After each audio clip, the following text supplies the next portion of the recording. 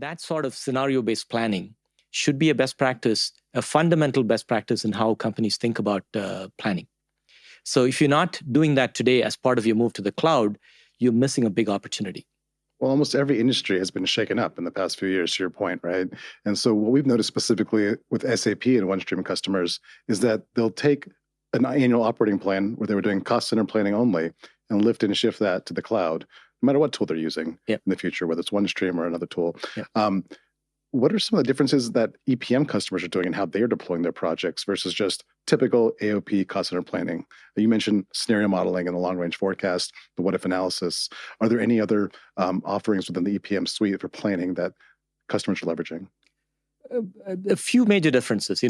Planning to a variable set of assumptions, scenario-based planning has become, I think it's become a best practice over the last few years. I don't think people are going to go back to how they did this.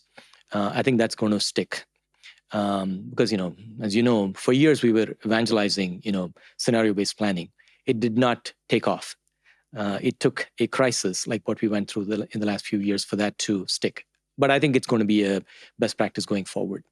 The other things to your question are there are emerging best practices like, for instance, take something simple like variance analysis.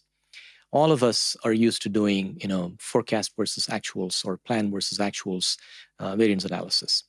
That's backward-looking, fundamentally. It's very useful. It sort of tells you, okay, where did you go wrong, and sort of asks you, together with operating functions, to analyze why you sort of deviated from your plan, and what are the factors that led you, that kind of thing. It's useful. But I think what's even more useful is the emerging best practice of doing three-way comparisons, where you're doing actuals versus human forecast versus machine prediction. So using machine learning-based predictions that leverage data that you have and that can look at patterns in data that human beings are not very good at looking at, and then generating a prediction using that, and on an ongoing basis comparing the human forecast to the machine prediction to see what's doing better. Maybe for certain line items, human beings are better at doing it because there is business context, maybe the most important element there, not so much the patterns in data or the seasonality or variability.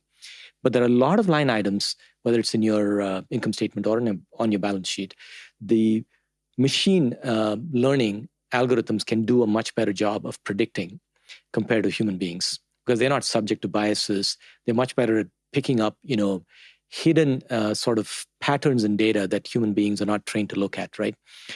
So this best practice of comparing actuals to human forecast to machine prediction is something I think that companies are going to do more and more of.